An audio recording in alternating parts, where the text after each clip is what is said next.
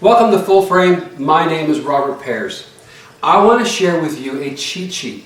So this one is a special episode where I'm just going to give you a quick cheat sheet on what we use to photograph weddings and specialty events. We have photographed hundreds of them, and I have learned certain techniques to make sure that the variables that I need to change are minimal. Why? Because the time that you have is so short. If you look at, for example, first kiss at a wedding, you may have a second. And if you don't plan, anticipate, or if you're trying to change settings, you can miss those magical moments. So, I hope this will help. If you're looking for more information why we do it, follow the series and I will share more information to help explain why we do what we do, and then you can adjust as necessary. So let's start with sunny outside situation. So if I go outside, whether it's a wedding outside or whatever it may be, I'm going to use the sunny 16 rule. So if it's a sunny day, I'm going to put my camera in aperture priority mode, AV mode. I do not use automatic mode, and I'll talk more about that in a minute. So I use aperture priority mode. I set the ISO at 200. I set the f-stop, or the aperture setting, at 16. Now personally I usually set it at 14, so play around 14 to 16 till you've got the lighting right. And the other thing to watch, so in aperture priority mode, you set the aperture, the camera sets the shutter speed. I want that shutter speed to be at least greater than 1 over the focal length. So if I have a 400mm zoom lens, for example, then I want the shutter speed to be greater than 1 over 400. With action, I prefer it to be even better. I think it's the 1 over 1,000 to still action, okay? So I'm looking at the shutter speed, and on a sunny day, there's no reason why you cannot get a shutter speed of greater than 1 over 1,000. If I'm shooting people, so it's a wedding, and I'm noticing a lot of shadows, then I will add a flash, but I want you to realize it's done a little different. First of all, I point the flash directly at the people, which is something I don't normally do, and I use high sync mode, or day sync, a high sync mode. A high sync mode is a series of pulses and not a regular flash. I do not want to overpower, so I'm going to actually drop the flash by a stop or two, because I just want to add a little bit of light to remove the harsh shadows, but I'm not trying to overwhelm. So you shouldn't recognize, whoa, they've used the flash, but you should notice that the shadows are reduced. So I encourage a high sync mode on your flash if they have a lot of shadows or they're in the shade. If I'm using a zoom lens, then the aperture is going to be lower than 14-16, it's going to be 12 lower. I'm going to drop it, but again, I'm watching the shutter speed. Okay, so now, if it gets darker outside, I will slowly increase the ISO and slowly drop the aperture. Okay, remember the aperture, the higher the aperture number, the greater the depth of field, and that a lot of time I want more in focus. So I try to keep that as high as possible, and I try to keep the ISO as low as possible. But as things get darker, I will increase the ISO and drop the f-stop. So now we go inside. Okay, so I'm inside, and you're going to have so many different lighting situations. I go to manual mode. I check with the officiant and the key people, can I use flash? If so, when can I use flash? If they say you can use it in the processional, I may, otherwise I just turn flash off. Okay? If I'm using flash, I'm using manual mode. Based on the lighting, I'm going to set the camera at an ISO 1600. I'm going to change the white balance based on the mixture, and if I assume that it's mostly tungsten and a little bit of flash, I'm probably going to be somewhere around 3200, ISO 3200. If there's some daylight coming in, then that 3200 is going to increase towards 4000. So I play around with that, I do a few test shots until it looks about right. I just want it close, I can correct it all in Photoshop. So I set the camera to manual, ISO 1600, the f-stop I set to 2.8. The shutter speed I set to 1/100, okay? If you set that shutter speed too fast, you lose a lot of light, and with the flash, you lose the ambient light, which I want. And you just get flash and it looks horrible. So if you set that shutter speed too slow, then you're going to get a lot of shake, and you really don't want that. So I may go to 1/80, but typically it's 1/100. Okay, so in manual mode, ISO 1600, f-stop 2.8, shutter speed 1/100, and then I play with the grid, and I'm either adding or subtracting to stop the light. Please, please, please make sure that you move the focal point in the camera to be on the face, on the eyes, on the critical person, on the critical point. Don't center it. You'll get horrible pictures. Move it, center it, and follow my thing on composition. But move that focal point.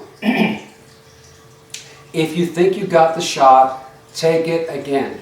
If you think you got it, take it again. You can always delete, and I assure you, a lot of time you're going to think you got it and you didn't. Take again. Worst case, you're going to get 3 similar photographs, delete them. But sometimes you get 3 great shots and they are uniquely different. You may just caught a magical moment. So I overtake and I delete. I do not give all the pictures that I take to the bride and groom, for example. I select. So I take a lot and I select and I give them a very large number, but they're the good pictures, okay?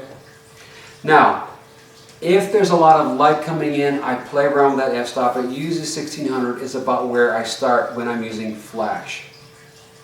If it is a darker place, a reception hall, and it's darker, then I will increase that the ISO to 3200 because I want more ambient light.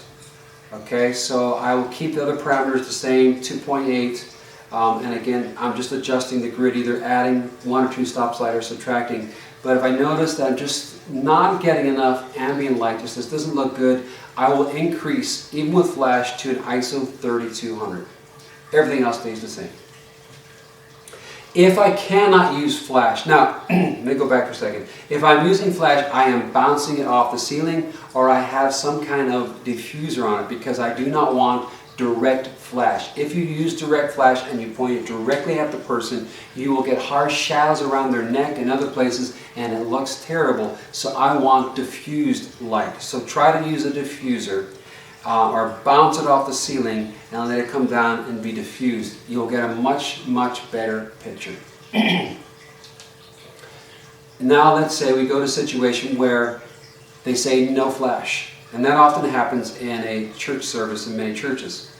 In that situation, I'm going to set initially the ISO at 6400. If that is too bright, I will drop it to 3200, but let's start at 6400. Again, we're in manual mode.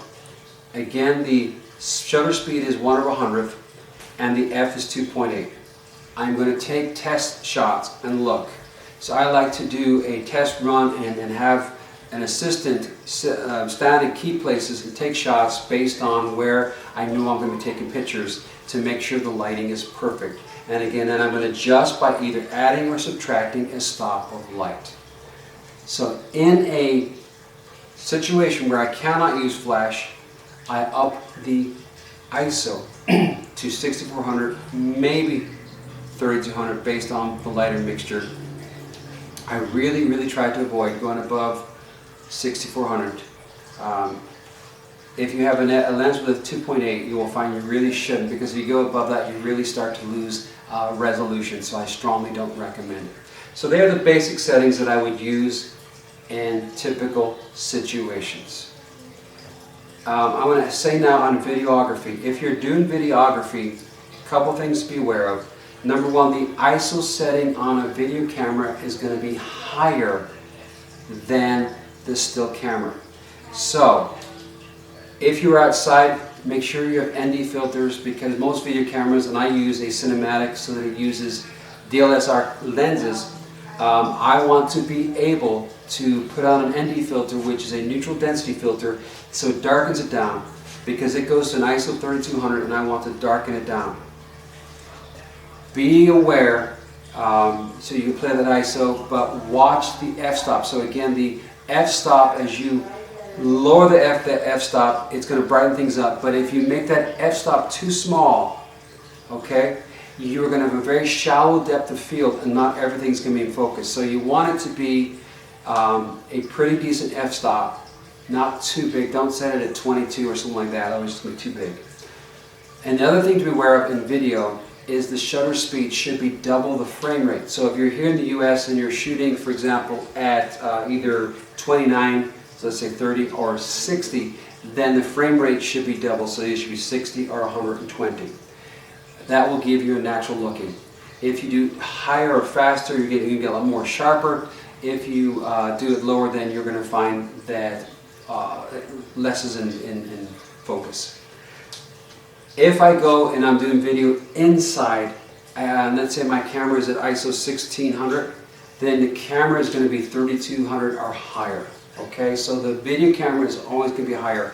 And I have some people that will go from video camera and then jump to a still camera and try to do the same settings, and they don't work. The video camera is always going to have a higher ISO setting. So I will often go to 12,800 on a video camera in real dark situations. I would never use that on a still camera. I usually go as high as 6,400. Make sure that, again, when you get into dark situations, that you have a lens on that video camera of a 2.8, because it's going to be critical to get enough light in that's 2.8.